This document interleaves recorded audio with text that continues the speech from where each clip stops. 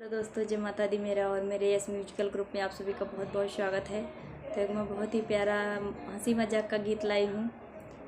जैसा होगा आप लोग कमेंट में ज़रूर बताइएगा।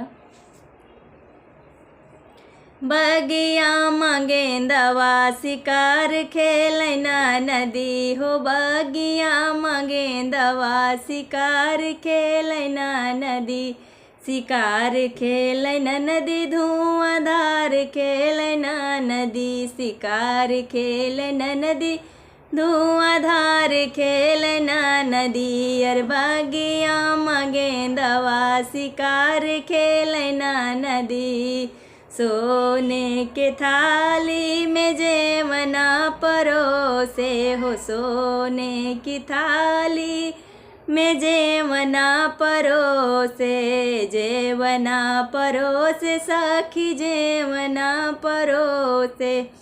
अरे जेवना न जे मैया चार मांगना नदी, अरे बगिया गेंदवा शिकार खेलना नदी, अरे बगिया फूलवा शिकार खेलना नदी, शिकार खेलना नदी, धुआंधार खेलना नदी, बगिया गेंदवा शिकार खेलना नदी।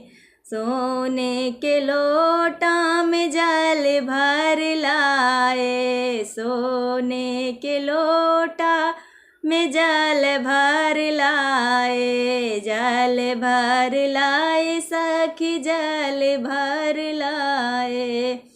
अरे जलवान घूट गिलास मांगना नदी, बगिया गेंदवा शिकार खेलना नदी, अरे बगिया में गेंदवा शिकार खेलना नदी।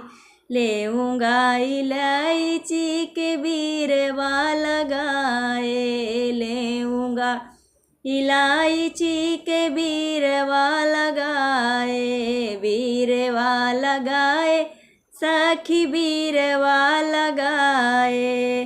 अरे बीरवा न कूचई पुकार मांगना नदी, बगिया में गेंदवा शिकार खेलना नदी, अरे बगिया में गेंदवा शिकार खेलना नदी, शिकार खेलना नदी, धुआंधार खेलना नदी, अरे बगिया गेंदवा शिकार खेलना नदी।